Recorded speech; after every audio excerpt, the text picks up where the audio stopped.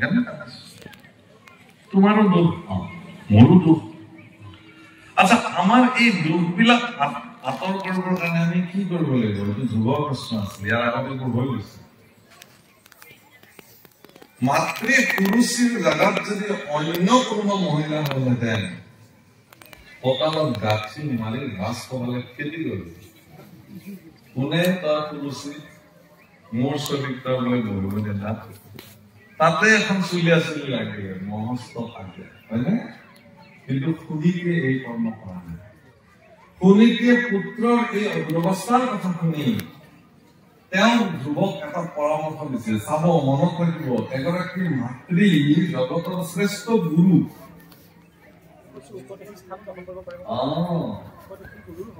উপদেশী গুৰু হব পাৰে এগৰাকী মাতৃ যেতিয়া গুৰুৰ স্থানত বহিব সন্তানৰ কাৰণে কেৱল সন্তানৰ কাৰণে মোহ মায়াত থকা এগৰাকী মাতৃতকে সন্তানৰ প্ৰতি মোহ ভংগ কৰি যেতিয়া কঠোৰ গুৰু আসনত অনুশাসনত এগৰাকী মাতৃ বহিব সেই মাতৃৰ সন্তান কেতিয়াও নাহে কিন্তু আপুনি যদি গান্ধাৰীৰ দৰে মোহগ্ৰস্ত হয় তেতিয়াহ'লে দুৰ্যোধন হোৱাটো নিশ্চিত আপোনাৰ সন্তান আপুনি ধৃতৰাষ্ট্ৰই এই মোৰ চলিহে তোমালোকে বেয়া দেখা তেওঁলোক ধৃতৰাষ্ট্ৰই বহি সন্তানৰ দুখতেও দেখা নাপায় বেয়াটো তেওঁ দেখা নাপায় গতিকে এনেকুৱা ধৃতৰাষ্ট্ৰ অজস্ৰ পিতৃ সমাজত সৃষ্টি হৈছে আজিকালি সন্তানৰ দুখ তেনে মানে মোহ একমাত্ৰ মোহত অন্ধ হৈ গৈছে এই মোহত অন্ধ হোৱা সকলে বাস্তৱিকতে ধৃতৰাষ্ট্ৰ গতিকে তেওঁ কলে কি বুলি যে হে বাছা এই যে মানুহৰ জীৱনত দুখ এই দুখবিলাক ভঞ্জন কৰিব পৰা জগতত এজনেই পুৰুষ আছে তেওঁ দুঃখহাৰী বুলি কয় সেইজন হল পৰম ব্ৰহ্ম পৰৎপৰ পৰমানন্দ ভগৱান কৃষ্ণ তুমি যদি তেওঁক সাক্ষাৎ কৰি পেলাই যদি কব পাৰা যে হে প্ৰভু আমাৰ জীৱনৰ প্ৰাৰব্ধ কৰ্মৰ ফলত প্ৰাপ্ত সকলো দুখক তুমি ভঞ্জন কৰা মোচন কৰা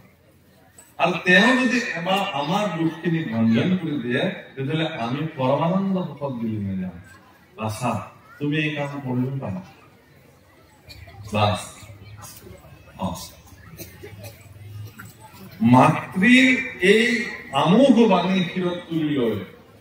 আজি তাৰ পৰা আমাৰ অধ্যায়টো আৰম্ভ হৈছে মাতৃৰ বচন শুনি কুমাৰে মনত গুণি চিত্ত স্থিৰ কৰি আপোনাৰ পুৰুষীৰ বাক্য স্মৰি মাতৃৰ বচন ধৰি বজাইলা পিতৃৰ মহানক বজাইলা মানে গুচি আহিলে এৰি দিলে ৰাজ্যৰ পৰা ওলাই দিছে একদম কাৰণ তেওঁ সুধিছিল যে ঈশ্বৰক ক'ত পোৱা যায় মাকে কৈছিল যে ঋষি মুনি সজ্জন সকলে ভগৱানক বিচাৰি অৰণ্যলৈ যায় গতিকে মই সেইবুলি গভীৰ অৰণ্যলৈ ভগৱানৰ অন্বেষণত 5 বছৰীয়া এটি শিশু আগে পিছে সময়ে নাচায় স্থিৰ অচল অটল সিদ্ধান্তৰে অৰণ্যলৈ তেওঁ ভ্ৰমণ আৰু এই দৃশ্য দেখি ব্ৰহ্মাৰ নন্দন ব্ৰহ্মাৰ মানস পুত্ৰ নাৰদৰ মনত কৌতূহল জন্ম বা এনেকুৱা দৃঢ় প্ৰভুসকল পৃথিৱীত এগৰাকী সৎগুৰু জীৱনত প্ৰাপ্তি হোৱাটো বহুত ডাঙৰ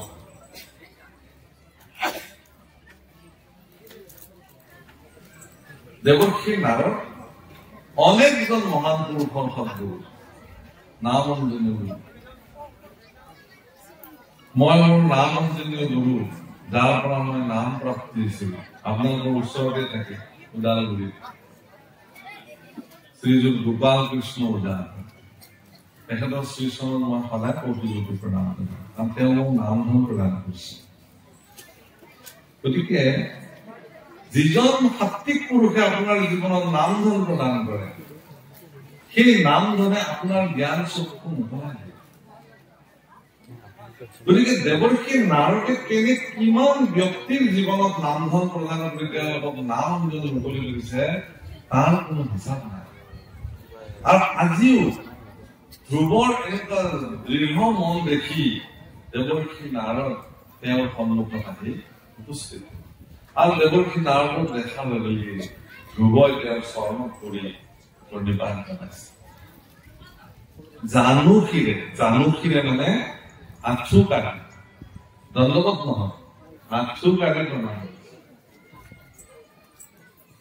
হীৰা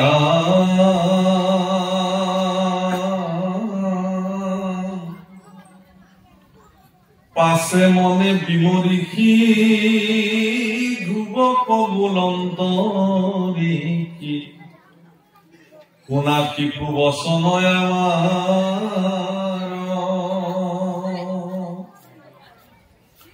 ও একেশ্বৰে কি কাৰণে চলি যাহা ঘুৰবনে পহবাপু কাৰণ ইহা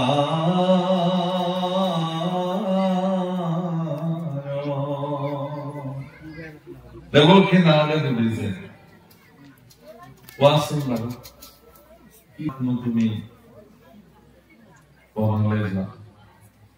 কোৱা, মই জানিব খুজিছো। ঋষিৰ বচনি যথাবৃত কথা মনে নিৰন্তৰে সকলে কহিল, কুৰুচি বুলিল যত নৃপতিৰ যেন মত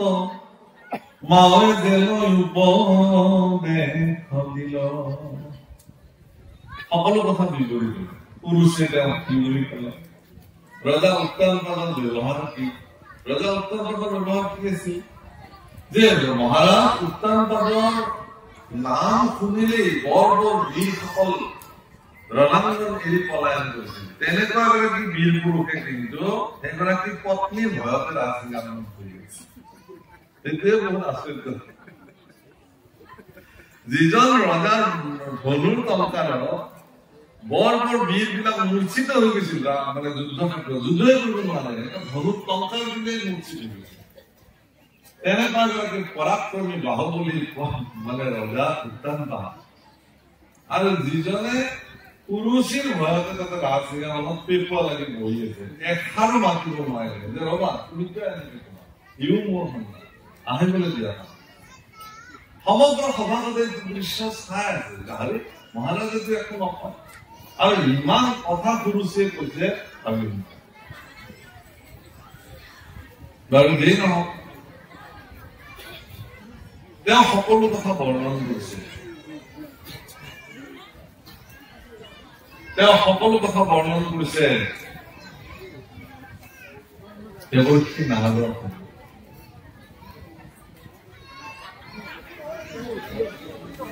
মহামুনি অষ্টবক্ৰ যেতিয়া এই ৰাজৰ্ষি জনকৰ ৰাজসভাত ভাগৱত কথা কবলৈ আহিছিল, গোটেই মানুহ বহি আছে, একদম অষ্টবক্ৰ এনেকুৱা বাহন ফুটা এটা ধৰি থিয় বহি আছে, মানে তাৰ শৰীৰটো ৮টা ভাগ অষ্টবক্ৰ। আৰু যেতিয়া মহাৰাজ জনকে তেওঁক কলে যে আপুনি এতিয়া ভাগৱত কথা কওক, সেই বুলি কওঁতে তেওঁ আকৌ কলে কি বুলি, বোলে মোক এতিয়া বাহৰ ফুটাটোৱে এৰি নিদিয়াকৈ মইনো কেনেকে ভাগৱত কথা কম। মানুহে দেখিছে কি অদ্ভুত কথা, তেওঁ বাহৰ ফুটাটো কটমটকে ধৰি আছে, আৰু তেওঁ কৈ আছে কি যে বাহৰ ফুটাটোৱে মোক ধৰি আছে, এইটো মোক এতিয়ালৈকে কানে নিদিয়ে। এই কি মিছলীয়া মানুহ এটা আমি ভাগৱত ভাবে, ই আৰম্ভণিতে যদি ইমান মিছা কথা কয়, এই মানুহটো কি ভাগৱত কথা কব, কি কৃষ্ণ নকয়। সেইকাৰণে কুটুম্ব উঠি নাই মানুহ অকল সিংহাসনত বহি আছে মহাৰাজ জনক, আৰু অষ্টবক্ৰৰ একো কবলৈ নাই, মানুহ বহি আছে, বাহৰ ফুটাটো তেওঁ এৰি দিয়া নাই। গোটেই মানুহ যোৱাকে তেওঁ বাচ্চা চব গল। যেতিয়া সভাখন যেতিয়া খালী হৈ গল, তেতিয়া মহাৰাজ জনক আহি অষ্টবক্ৰৰ চৰণত প্ৰণিপাত জনাই কৈছে যে সেই গুৰুদেৱ, মই আশা কৰি আপোনাক আনিছিলো, কাৰণ বছৰে মই এইখন সভা পাতো ধৰ্ম সভা, এইবাৰ আপোনাক নিৰ্বাচন কৰা হৈছিল, আপুনি মোক কি এটা কথা কৈ দিলে, এতিয়া চববিলাক মানুহ এতিয়া গুচি গল। বোলে ময়ো দেখিছো ৰবা চব গুচি গল, মই আৰু এটা কথা ভাবি আছো যে তুমি কিয় যোৱা নাই। ৰজাটো কিয় যোৱা নাই তুমি গলে মোৰো লেখাহে কয় ময়ো যাব পাৰো বোলে মহাৰাজে কৈছে যে হে কৰিবে তুমি বেদজ্ঞ শাস্ত্ৰজ্ঞ সমগ্ৰ পৃথিৱী জানে অষ্টমকৰ দৰে সাধক পুৰুষ দ্বিতীয়জন খুব সাধক আপুনি বাঁহৰ খুঁটাটোক ধৰি আছে অথচ আপোনাৰ শ্ৰীমুখে বাঁহ লৈছে যে বাঁহৰ খুঁটাটোৱে আপোনাক ধৰি আছে এই বিষয়টোত কিবা নিশ্চয় ৰহস্য আছে জানিবলৈ এইটো জানিবলৈ মই বহি আছো তেতিয়াহ'লে বহা কম বোলে বাকী মাতটো নিদিবা নালাগে যাব দে যোৱা অত বছৰে মই তুমি মোক যিদিনাখন ভাগৱত কথালে মাতিছিলা বক্তৃতা দিবৰ কাৰণে ধৰ্ম সভালে তুমি কৈছিলা যে প্ৰতি বছৰে মোৰ ৰাজ্যত এইখন সভা হয় মইতো ভয়ে খালো আৰু যিখিনি মানুহে প্ৰতি বছৰে এনেকুৱা বেদজ্ঞ শাস্ত্ৰজ্ঞ পুৰুষৰ শ্ৰীমুখে ভগৱত কথা শুনে কৃষ্ণ কথা শুনে বেদৰ কথা শুনে এইসকল ব্যক্তিটো বহুত জনা ব্যক্তি হ'ব গতিকে একেলোকক যিটো কথা ক'লে নহ'ব সেইকাৰণে মই বেদৰ আটাইতকৈ জটিল তত্ত্ব মায়া তত্ত্বক মই তাৰমানে কম বুলি সিদ্ধান্ত লৈছিলো আৰু মায়াৰ মূল সূত্ৰটোৱে এইটো অবস্তুত দেখান্ত বস্তুত আৱৰি এইটো মৌন মায়া দ্বাৰা নিশ্চয় কৰে যিটো মূল সঁচা কথা সেইটো মিছা কৰি মিছাটো সঁচা কৰাটোৱে মায়াৰ মূল কাম গতিকে মই উদাহৰণটো তাৰ পৰাই আৰম্ভ কৰিছিলো যে সূতাটোক মই ধৰি আছো কিন্তু সূতাটোৱে মোক ধৰা বুলি মই উদাহৰণটো দিছো তাৰ পৰা আৰম্ভ হলে কিন্তু দেখিলো যে তোমাৰ মানুহবিলাক দেখোন এটা এটা এটা উঠি যাব মই সেইকাৰণে মানুহ থাকিলো আৰু মই এইটো কথা প্ৰমাণিত হলো যে তোমাৰ ৰাজ্যত এই যে বছৰে বছৰে কৃষ্ণ কথা বা ভগৱত কথা শুনিবলৈ আহা এইসকল আচলতে কৃষ্ণ কথা শুনিব নাহে এইসকলে ভোজ খাব আহে ৰজাই আৰু ভোজ পাতে বছৰে খাব আহে কোনেও কৃষ্ণ কথা শুনা নাই শুনা হলে থাকি লৈছো তোমাৰ যিটো বিশ্বাস সেই বিশ্বাস তেওঁলোকৰো হলহেঁতেন কোনোবা এজন কলে বোলে ভাগৱত পাঠ কেনে হৈছিল অমুকৰ ঘৰত যে ভাগৱত পাঠ হয় খুব ডাঙৰকে পাতিছিল বোলে বৰ ভাল হৈছিল দিয়ক 3খন দালি পনীৰ আৰু দৈ চিৰা খুব ধুনীয়া ভাগৱত পাঠ আছিল আচ্ছা সেইটো বাৰু বুজিলো ভাগৱত পঢ়িছিল কি বোলে সেইটোহে মই কবা নোৱাৰিম না সেইটোহে মই কবা নোৱাৰিম না এতিয়া কিন্তু মানুহজনে কিন্তু কৈছিল দেই বৰ ভাল ভাল কথা কৈছিল সকলোৱে অনাছিল ময়ো শুনছো কিন্তু কি কব লাগিব কিন্তু দালি 3খন বৰ ভাল আছিল গতিকে মানুহে সদায় মানসিকতাটো ক'ত থাকে আহাৰ নিদ্ৰা ভয় আৰু মৃত্যু এই 4টা বিষয় এই বিষয়কেইটাতে আমি মজি আছো নহয় ভাগৱতটো গৌণ ই শুনিব লাগে গতিকে কোনোবাই ভোজন কৰিবলৈ উঠি গলেও তেওঁলোকে এনেকে উঠি যাওক ইয়াৰ পৰা যাতে তেওঁ কাষৰ মানুহজনে গম নাপায় যে তেওঁ উঠি গৈছে সেইটো নিয়ম যাবতো লাগিব খাব লাগিব কিন্তু তেওঁ নিজেও উঠিছে আৰু 4টা লেটিয়ে গৈছে তেওঁ নাজানে এতিয়া গৰুকেইটা আছে পথাৰত এই বস্তুটো হলে অলপ পৰিৱেশ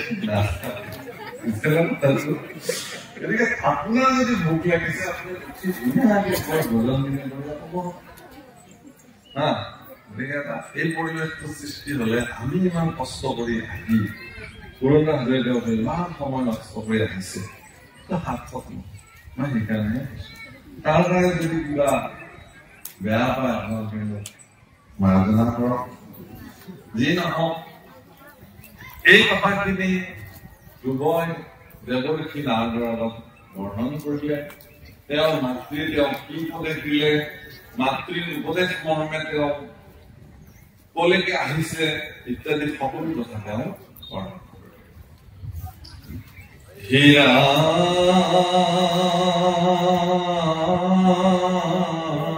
ৰাম পাছে তাৰ কাৰ্যলক্ষী শিশুৰ সাহস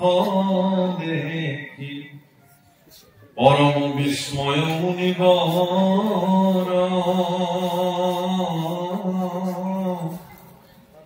উপদেশ চলে দেখি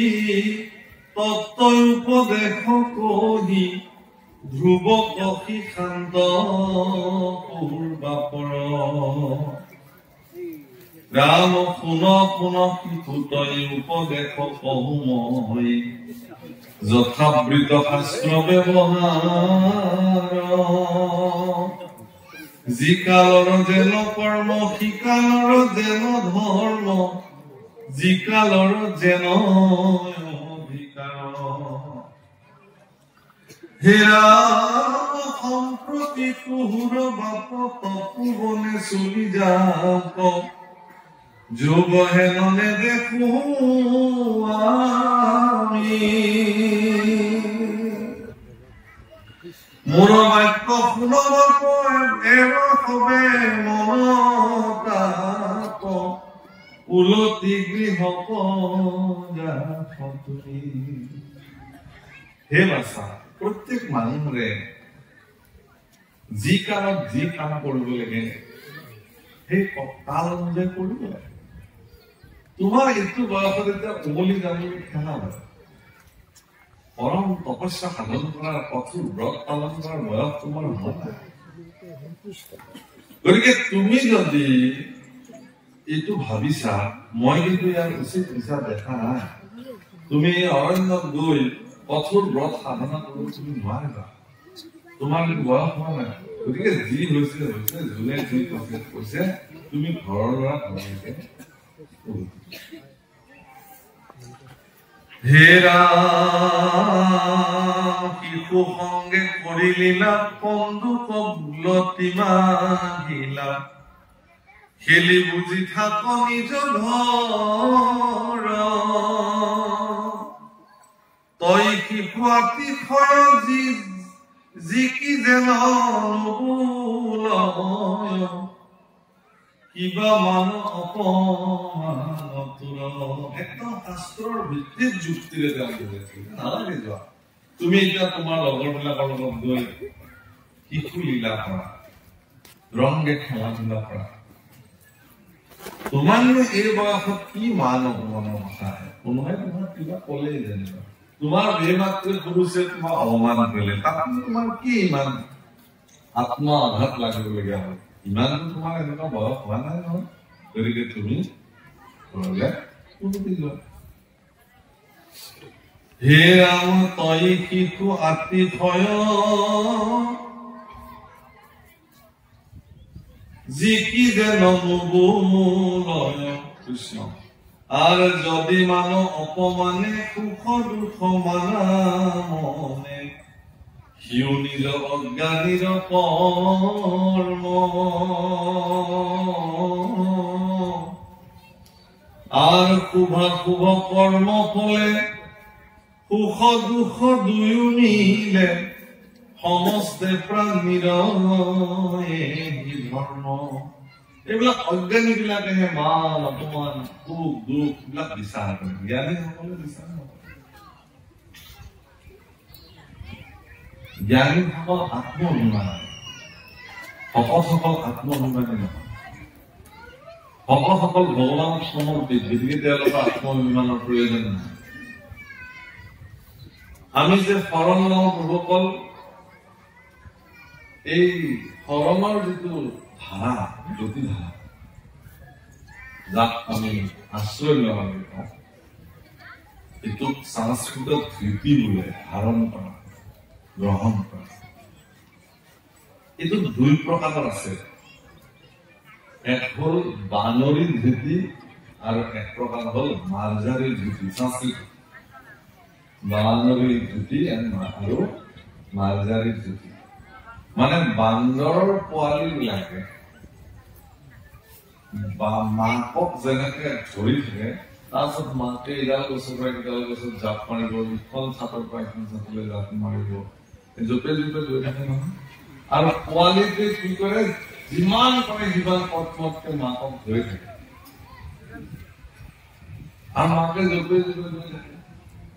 কিন্তু কিবা কাৰণত যদি তাৰ ধৰাতে যদি অলপ ভুল হ'ল ইফালে হ'ল অন্য মনস্ক হ'ল তেতিয়া সেই পোৱালিটো মাকৰ কোলাৰ পৰা তলত পৰি মৰি যায় এইটো হ'ল বানৰীৰ ধৃতি আৰু মাৰ্জাৰী ধৃতি মেকুৰীবিলাকৰ কি যে মেকুৰীবিলাকে যেতিয়া পোৱালি লৈ যায় এঠাইৰ পৰা আন ঠাইলৈকে গছ বগাই কিবা বগাই লৈ যায় কিন্তু তাহাঁতেও তেনেকেই যায় সিহঁতে কি কৰে পোৱালিটোক মুখেৰে কামুৰি লৈ যায় মেকুৰী যি চিকচিকীয়া চোকা দাঁত যি দাঁতত নিগনিবিলাকৰ মৃত্যু যে হয় সেই চিকচিকীয়া মানে জোঙাল দাঁতৰ মাজত পোৱালিটো ধৰি ইডাল গছৰ পৰা সিডাল গছে জপে যেনে তেনে বেলেগ স্থানলৈকে মেকুৰীয়ে নিজৰ পোৱালি সুৰক্ষিত কাৰণে জপে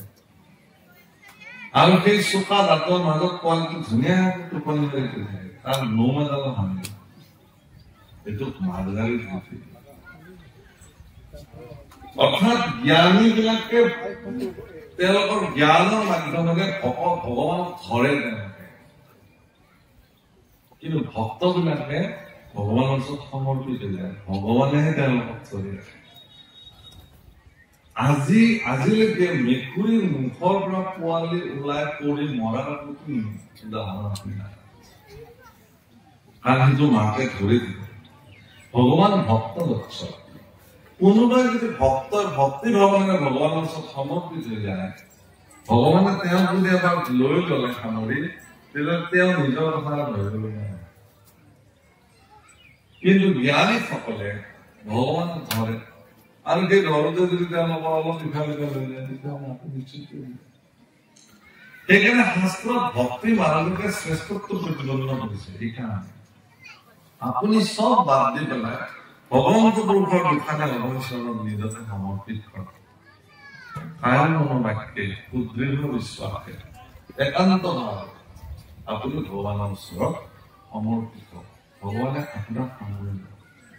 যে এইটোক কয় সমৰ্পিত ভাৱনা ভক্তি বুলি দেৱৰ্ষি নাৰদে কৈছে যে তুমি এইবোৰ তোমাৰ এইবিলাক নাই কাৰণ তুমি তোমাৰ মান অপমান সুখ দুখ এইবিলাকৰ কথা তোমাৰ মেৰুলিলে নাই প্ৰভুকল দেৱৰ্ষি নাৰদ এনে অহা নাই যুৱৰ ওচৰলৈকে ভগৱানে দেৱৰ্ষি নাৰদক প্ৰেৰণ কৰিছে যে যোৱা এগৰাকী 5 বছৰীয়া ল'ৰাই যেতিয়া ভগৱানক মোক লাগে জীৱনৰ সৰ্বোচ্চ পৰিত্যাগ কৰি অৰণ্যলৈকে ওলাই গুচি আহিছে এই পৰিঘটনাই বৈকুণ্ঠত কম্পমান এনেকুৱা দৃঢ় মনৰ এটি সন্তান ভগৱানক লাগে কাৰণে সৰ্বোচ্চ পৰিত্যাগ কৰি অৰণ্যলৈকে তেওঁ সাধন কৰিবলৈ আহিছে সেইকাৰণে ভগৱানে দেখিলে যে মোক কোনোবাই অৰণ্যত বিচাৰি আহিলে নাপাব নহয় তেওঁ মোক প্ৰথমতে জানিব লাগিব কোনোবা গুৰুৰ মাধ্যমেৰে তেওঁ মোক চিনিব লাগিব গুৰুৱে তেওঁ কৃপা কৰি মোৰ চৰণত আশ্ৰিত কৰাই দিব তাৰপিছতে মোক পাব গতিকে জগতৰ এগৰাকী সৰ্বশ্ৰেষ্ঠ গুৰু দেৱৰ্ষি নাৰদক ভগৱানে প্ৰেৰণ কৰিলে যোৱা তুমি গৈ ধ্ৰুৱক শৰণ দিয়াই মোক চিনাই দিয়াই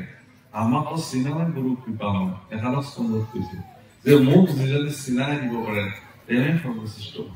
ভগৱানে গুৰু গতিকে তুমি